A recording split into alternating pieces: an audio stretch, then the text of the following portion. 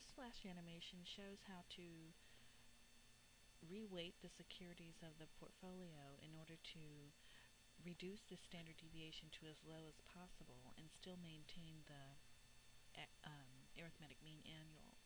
For instance, with my 5 stocks, by weighting them 20% the first month, 20% each the first month, and then never rebalancing, that resulted in drastically different ending weights in my portfolio's case, but I was able to earn a return of nearly 40% with a standard deviation of 19.43%. If I could somehow get this standard deviation to be even lower than 19.43 and still maintain the same return, then I would be much happier. On the course website, you'll see 5 files, and one of those is called the Optimal Weights spreadsheet. And you'll see some yellow cells. Those are the cells you need to replace with information from your 5 stocks. And I should have highlighted also the ticker symbols, but I'd like you to replace the A, B, C, D, E with your 5 ticker symbols. What this file does is it looks at the return of your 5 stocks and the standard deviations of your 5 stocks along with the correlations of your 5 stocks. And then it calculates the return by taking the weights of each of your stocks and the returns of each of your stocks and does a weighted average. It also calculates the standard deviation of your portfolio by examining the risks of each of your 5 stocks and the co-movements of all your 5 stocks, and calculating the standard deviation of the portfolio using that long standard deviation formula we've talked about in class. The one that would have 5 individual risk terms and 10 co-movement terms. Then I use the solver function to tell it to set cell B29, which has the standard deviation equation in it, to a minimum value. Now it'd be nice if we could get the risk all the way down to 0, but that's simply not possible by combining risky stocks unless we have -1 correlations, which we don't. It's allowed to change, or it's required to change the weights of the 5 stocks. But there are some constraints. The weights have to be less than 100%, so I can't have more than 100% in any one stock. The weights have to be non-negative in essence, so I can't have -20% in one stock. Basically, this particular constraint is saying, okay, take the return of your portfolio and make the return of your portfolio equal that by changing these weights. Basically, what you're doing right here is inputting the return that you actually earned, and then you're telling Excel, okay, recalculate these weights until you generate a return that was equal to what we earned, but do it by minimizing that standard deviation. And then lastly, the total of all the weights must equal 100%. And that does mean that I could have 100% in one stock and nothing in the other 4, or I could have 20% in each of the 5 stocks, or 60% in one and 40% in the other, and nothing in the remaining 3. So there's a lot of flexibility built into the solver function.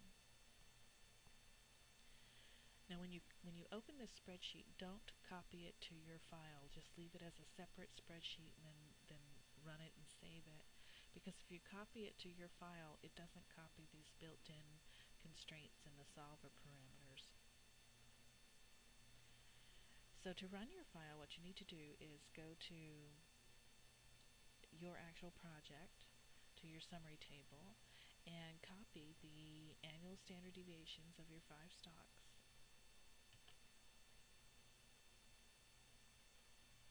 And then paste special values.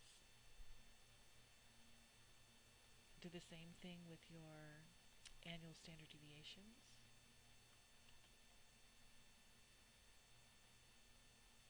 Again, it's paste special values. Also copy the ticker symbols. It'll just make it a lot easier to interpret.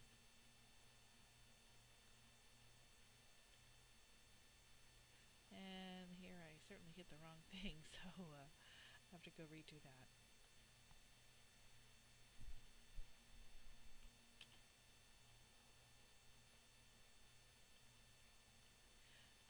Your ticker symbols go in 3 different areas. I really should redesign the spreadsheet so it links to the first ticker symbol input, but I haven't done that. And then the last thing you need to copy are your correlations. So that correlation matrix that you did earlier.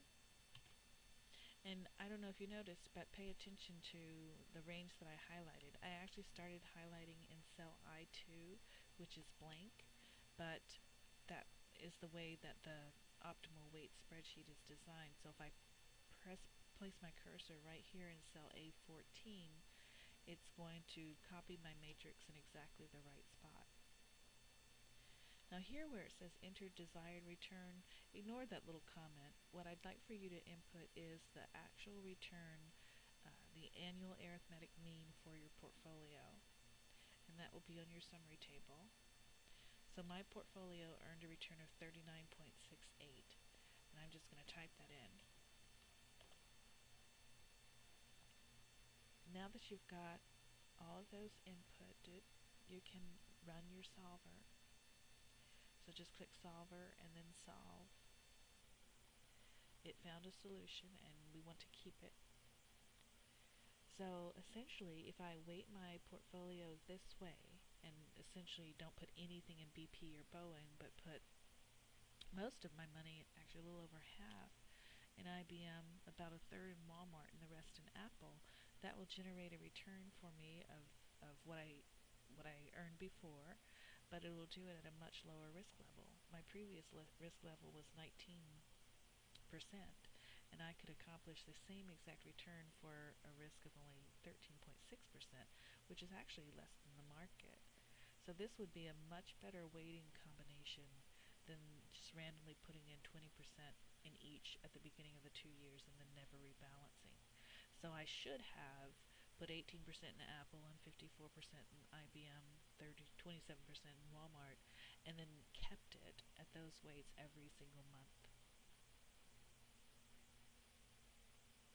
The next thing that you might want to do, and this part that I'm about to talk about right now is a bonus, so you do not have to do this, but if you choose to do this bonus, you'll get a few extra credit points.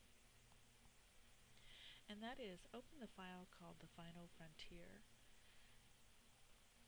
And I'm going to just scroll around the file a little bit to explain it to you. Make certain that before you open it, you actually read the instructions. There's a separate Word document called Final Frontier Instructions.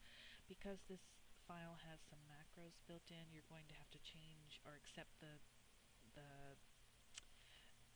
change the security level in Excel so that it will accept the macros and doesn't view them as a virus. But basically, you'll enter your correlations for your stocks, your annual arithmetic mean and standard deviation for your stocks, just like you did on the optimal weight spreadsheet.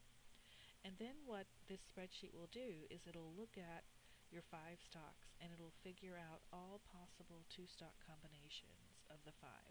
So in this case, I could do Ford and CDE, or Ford and TSO, or Ford and PFE, and so on.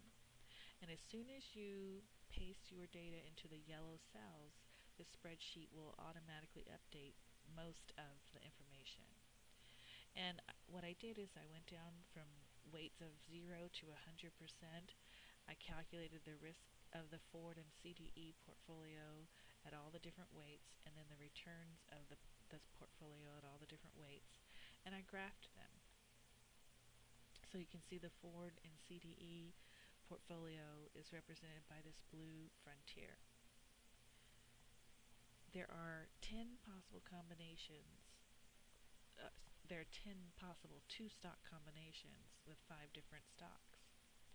So there are 10 frontiers here, and you can see the shapes look quite a bit different.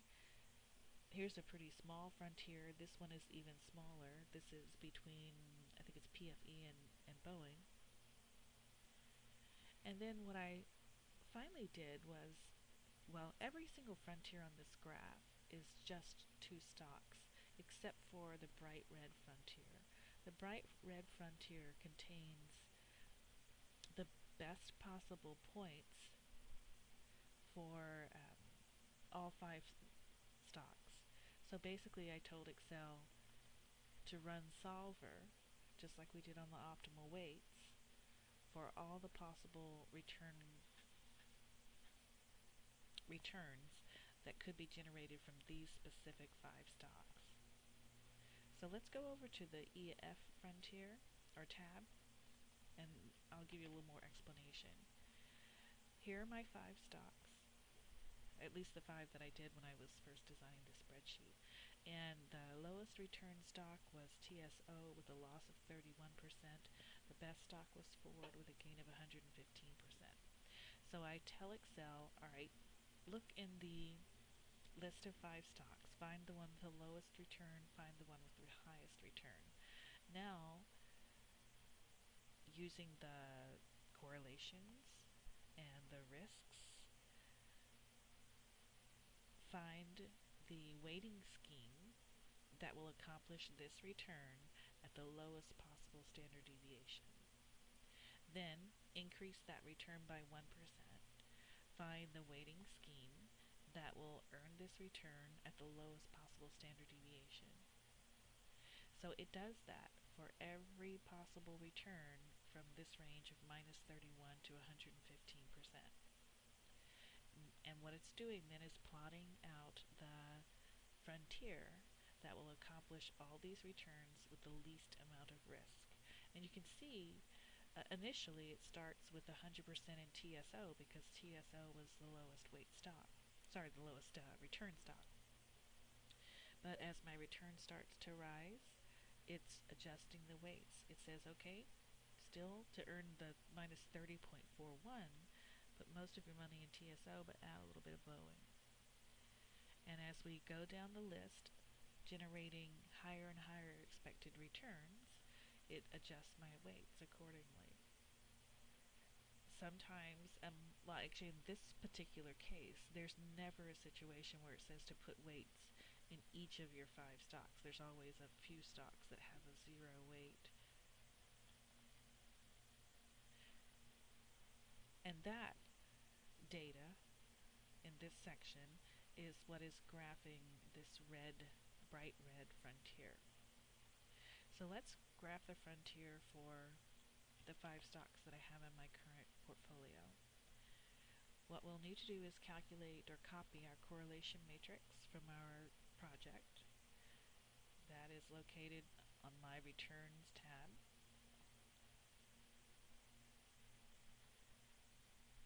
So copy that and paste it into the frontier. And right away you saw some of these values change. Now we want to copy the annual arithmetic mean and annual standard deviation. That information happens to also be on my optimal weight spreadsheet, and it's all